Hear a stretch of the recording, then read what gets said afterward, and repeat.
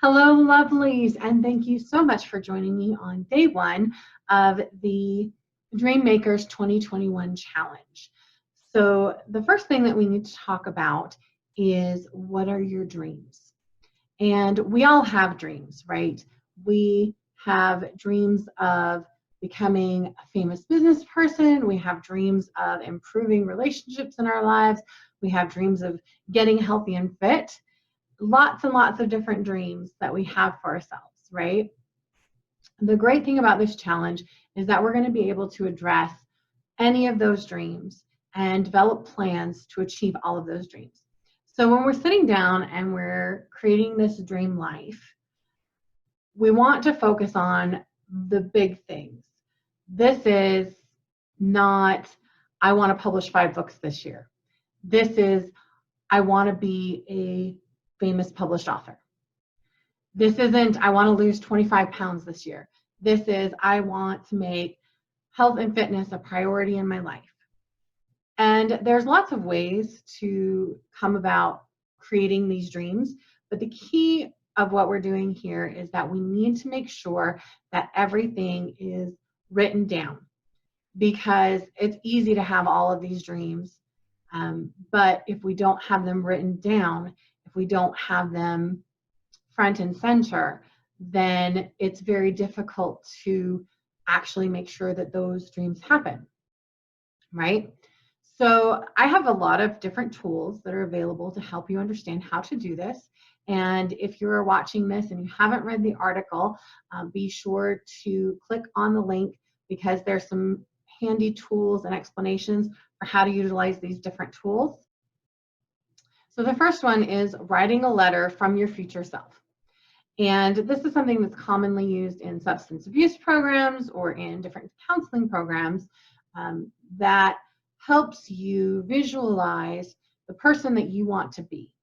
And that person is writing to the you that is now and talking about all of the things that you want and have in your life. And so this allows you to look at, what is my best life that I want to have? And being able to visualize that from the sense of writing that letter allows you to paint a picture, if you will, of that life. So you could be writing about how you are healthy and fit, you have an amazing healthy marriage, you've got 3 kids and 2 dogs, you own a yacht, and you spend your summers in the mountains, or whatever. It is your personal vision of how you see your future. And we are able to take that vision and then work backwards to go, okay, what's the first step that I need to achieve, right? So that's kind of the goal. Another option is to create a wish list. And we all have lots of experience with writing lists, right? If you're any kind of a planner, lists are probably a key part of how you make your plans. And again, the key there is just making sure that you're addressing, what is your dream? What do you want to achieve in life as you're writing out those lists? So if it's, I want to publish 150 books before I retire, I want to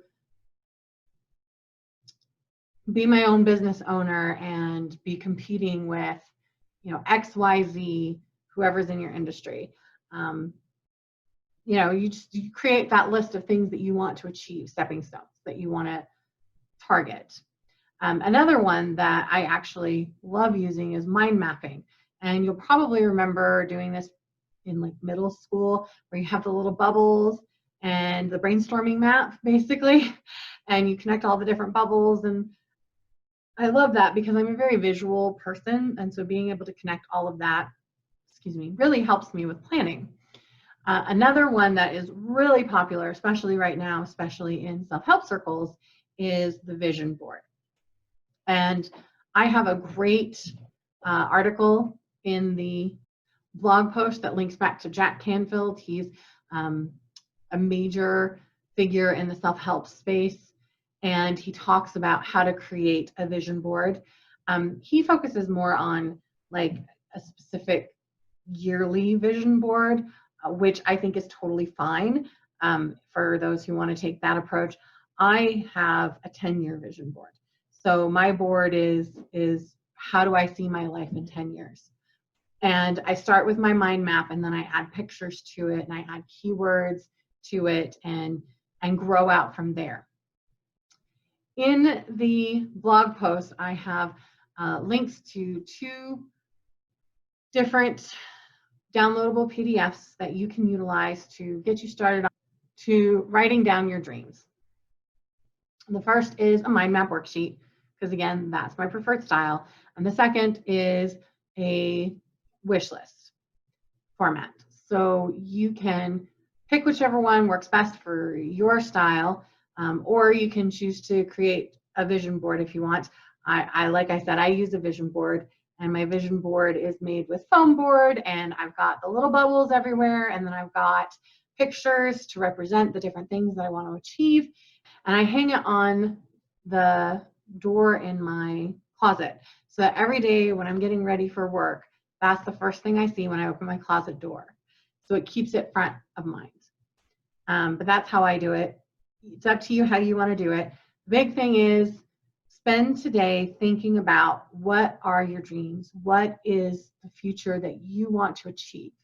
Because everything that we do moving forward is going to hinge on that vision of your life. Okay? So take the time to do that. Make sure that you actually write it down, because again, it's not enough to just dream. We have to actually implement the dream. And in order to implement the dream, we have to have it written down, right? The dream is our roadmap. And without the roadmap, we're just setting goals for the sake of setting goals. And those goals may achieve those tiny things that we want to do, but it doesn't help us live a more intentional life. So that's why we want that big dream first, and have that big vision of what our life looks like, so that we can set up goals that will help us not only achieve those individual goals, but also build towards that dream life that we want. So that's all we have today. And if you guys have any questions, or if you want to kind of bounce ideas off of each other, if you have a suggestion of another way to create your dream intention, feel free to share in the comments and let each other know. Dreams are very personal and they're very individual. And so for this exercise, we won't be doing a whole lot with working together and communicating with each other. And that's also why I'm not sharing my dream board, because again, it's very personal and it is mine. So make sure that that's what you're doing. You're not worried about what anybody else is going to think when they see this board, right?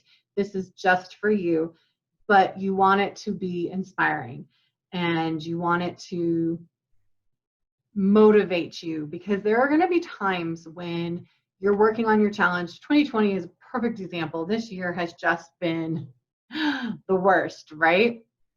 Everything that can go wrong has gone wrong for so many people. We're in a global trauma experience, and a lot of people have lost focus, they've lost track, they're just surviving. And having my vision board has not only let me survive, it has let me thrive. I have achieved 5 of my 7 goals that I had for this year. In 2021, the first part of 2021, I'm achieving one of the biggest dreams that I've been working on for 5 years, which is buying our own home. And this, has been a crazy year. Some of my long-term dreams have changed. Goals that I had originally planned have adapted, and that's okay. You can update your vision board, but the goal for your vision board is for it to be kind of a longer-term stabilization, right? And to be there as the inspiration when you're starting to feel overwhelmed and when you're starting to feel frustrated, so that you can go back and look at that and you can say, okay, this is why I'm doing this. This is what I'm hoping to achieve, and it'll keep you motivated. All right, that's everything for today, and look forward to tomorrow and how we're going to take those dreams and start implementing smarter goals to achieve those dreams. Until next time, keep growing.